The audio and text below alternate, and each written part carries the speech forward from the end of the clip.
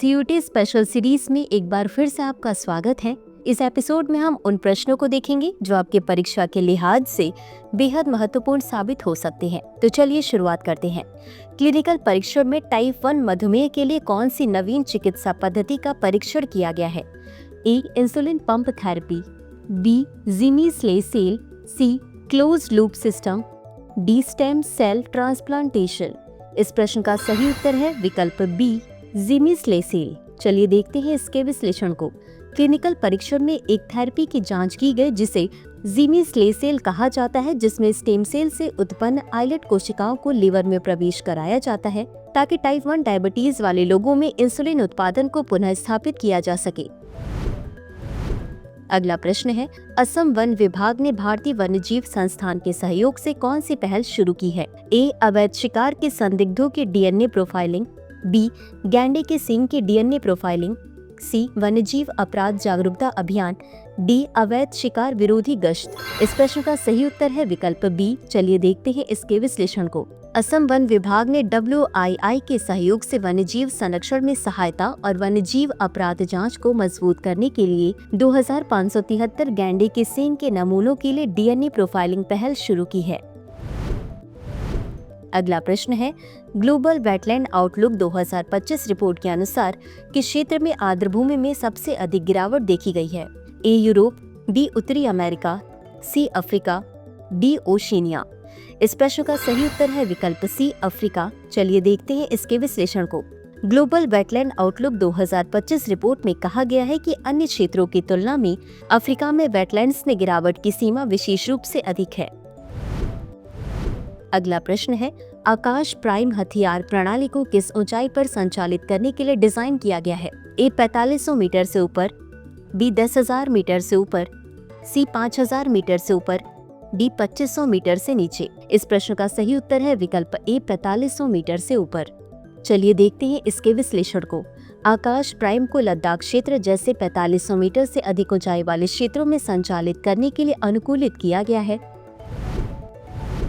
अगला प्रश्न है, स्वच्छ सर्वेक्षण 2024-25 सुपर स्वच्छ लीग में कौन सा शहर प्रथम स्थान पर रहा?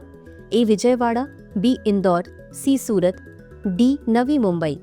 इस प्रश्न का सही उत्तर है विकल्प बी, इंदौर। चलिए देखते हैं इसके विश्लेषण को। इंदौर को सुपर स्वच्छ लीग में प्रथम स्थान दिया गया, जो स्वच्छ सर्वेक्षण 2024-25 रैंकिंग में स्वच्छता में निरंतर उत्कृष्टता को मान्यता देता है। अगला प्रश्न है, तमिलनाडु में किस दिन को शिक्षा विकास दिवस के रूप में मनाया जाता है? ए. 14 जुलाई, बी. 18 जुलाई, सी. 16 जुलाई, डी. 15 जुलाई। इस प्रश्न का सही उत्तर है विकल्प डी, 15 जुलाई। चलिए देखते हैं इसके विश्लेषण को। 15 जुलाई को के. कामराज की जयंती को तमिलनाडु में शिक्षा विकास दिवस के रूप में मनाया जाता है। अगला प्रश्न है, वैश्विक शिपिंग उद्योग द्वारा कुल ग्रीन हाउस गैस उत्सर्जन में कितने प्रतिशत का योगदान है? ए. 1%, बी. 5%, सी. 3%, डी. 2%। इस प्रश्न का सही उत्तर है विकल्प सी, 3%। चलिए देखते हैं इसके विश्लेषण को। वैश्विक शिपिंग उद्योग कुल ग्रीन हाउस गैस उत्सर्जन में लगभग 3% का योगदान देता है, जो मुख्य रूप से बहुत कम सल्फर ईंधन तेल, डीजल और तरलीकृत प्राकृतिक गैस के उपयोग से होता है।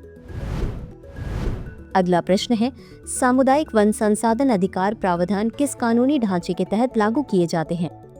ए. राष्ट्रीय वन नीति, बी. आदिवासी अधिकार अधिनियम, सी. पर्यावरण संरक्षण अधिनियम, डी. वन अधिकार अधिनियम 2006। इस प्रश्न का सही उत्तर है विकल्प डी, वन अधिकार अधिनियम 2006। चलिए देखते हैं इसके विश्लेषण को। सामुदायिक वन संसाधन अधिकार प्रावधान वन अधिकार अधिनियम 2006 का हिस्सा है, जो वन में रहने वाले समुदायों को अपने पारंपरिक वनों के प्रबंधन और संरक्षण का अधिकार प्रदान करता है।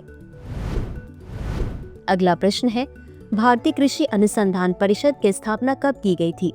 ए. 1947, बी. 1965, सी. 1929, डी. 1985। इस प्रश्न का सही उत्तर है विकल्प सी, 1929। चलिए देखते हैं इसके विश्लेषण को।